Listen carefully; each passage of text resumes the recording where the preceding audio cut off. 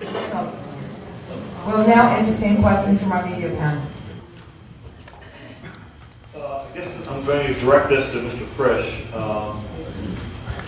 You've identified a number of reasons why this is bad for business if Proposition 23 passes. If you've identified a number of businesses that are already moving towards green, can you first of all, number one, define green jobs? And secondly, why would passage of this proposition necessarily suspend the action that's already been taken across the state to clean up the air? So first let's go to the green job case, and I want to be clear that I said clean tech and green jobs because there's more than just green jobs. Clean tech are service industries that provide the technology, the applications, the manufacturing, and the materials to actually shift to a renewable energy economy. So when you look at things like windmills, solar panels, geothermal installations, like the $1.2 billion installation that's going on in the Southern Sierra, that's an example of clean tech or green tech jobs. And then your second question was, how would this suspend California's air pollution laws? No, my question is if this is going on, suddenly this proposition is passed, are they going to just suddenly say, okay, we don't need to do this anymore, and they're going to leave the state and not do it? So right now, California gets about 40% of all venture capital going into clean tech and green tech economies in the entire United States. So we receive 4 out of every $10 spent in the United States.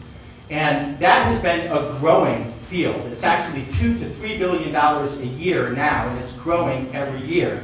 And the people who are actually driving these investments are saying that if California's regulatory environment is not there to support renewable fuels, to support renewable energy sources, that they will put that money in other places. And they're already doing it. We are losing jobs right now to people that are hedging their bet, to Chinese manufacturing facilities, and to renewable energy projects going to other states. We have these resources here in the state of California that we can harness and put people back to work developing. And we think that's a Main Street investment strategy.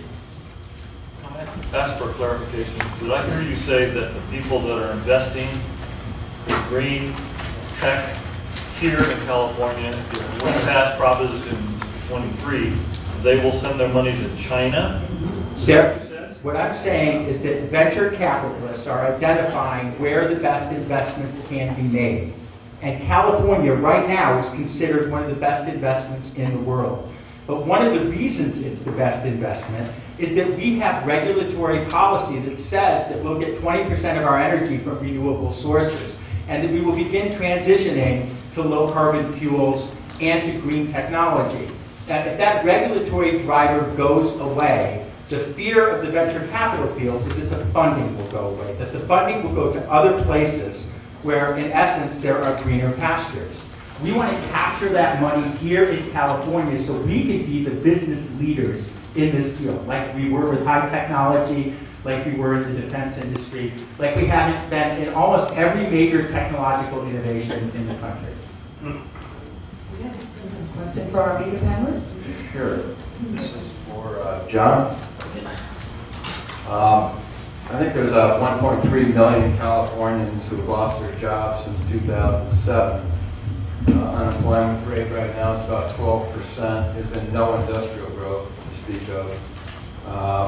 How will, and you have indicated that this is a job killer. Where's the evidence to demonstrate a direct correlation between job loss and relocation of companies outside the state as a result of the Clean Air Bill?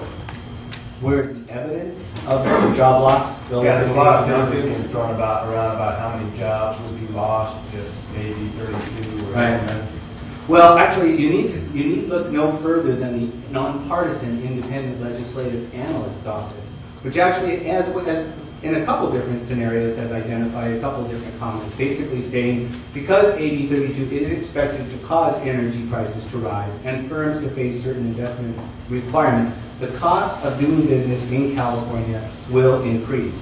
And I also participated in a recent hearing in the state legislature on Prop 23, and the ledge analyst about a week ago, the nonpartisan legislative analyst again noted that Proposition 23 would result in greater economic activity.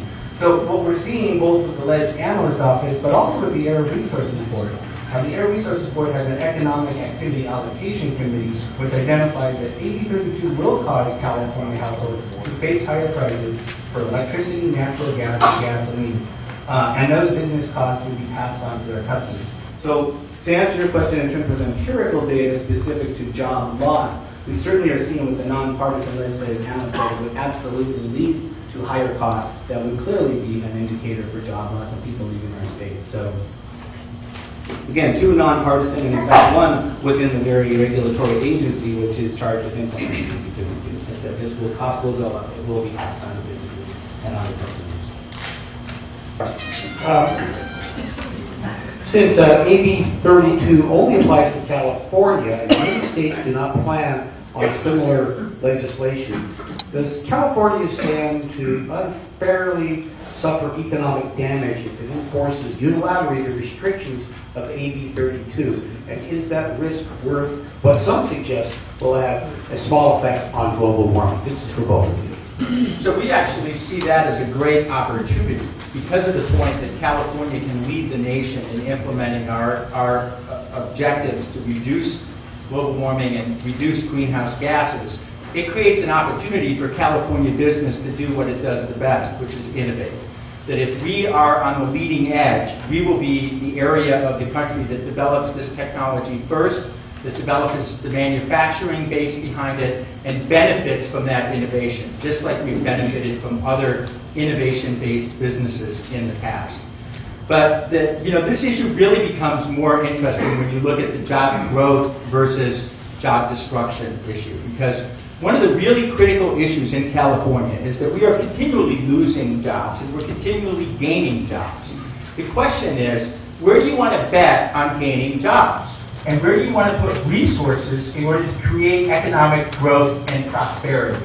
So the very same legislative analyst office report that said that the price of energy may go up also said that the amount of energy that we're going to use is going to go down. As a matter of fact, Californians already use only 50% of the energy per capita, of the electrical energy per capita, of the rest of the residents of the United States. So yes, we very well might see some rising prices, but at the same time, we're going to see efficiencies that actually reduce the cost in the long run to Californians.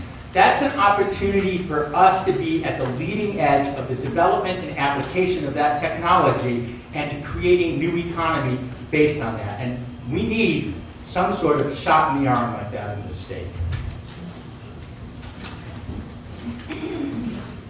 Well, I think it's important to first point out that, again, Proposition 23 does nothing to prohibit or discourage the development of green jobs or any other jobs. But what even the UC Berkeley, a recent study that UC Berkeley found, is that AB 32 would actually still account, and green jobs in California still account for less than 1% of all jobs in California.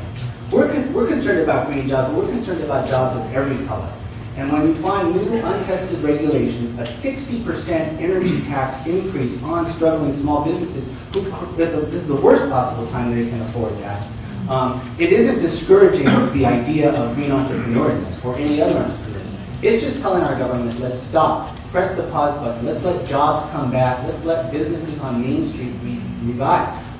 We find from our members, like Jeff Pardini, who say, I'm trying to make things work in my business to make it more energy efficient. But when it is superseded by costs like I just mentioned, that really actually put a small business owner in the red, that's discouraging, and that's going to send even more businesses out. And my only other final comment is, even the Air Resources Board, again, I keep having to push it back on them, but even the Air Resources Board itself said, and the U.S. EPA administrator said, California and the United States acting alone is not going to solve global warming. Now, some people say, well, isn't it time for us to take a chance and just try it? When businesses are suffering, when 2.2 million people are out of work and jobs are shutting their doors, there is a more thoughtful discussion to be had on this. Let's not try something untested when California, of all states, people are struggling and people are losing their jobs.